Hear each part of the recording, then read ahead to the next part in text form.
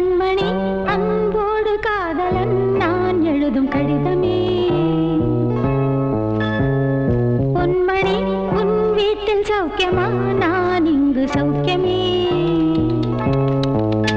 உன்னை எண்ணி பார்க்கையில் கவிதை கொட்டுது. மனிதர் உணர்ந்து கொள்ள இது மனித காதல் அல்ல, காதல் அல்ல.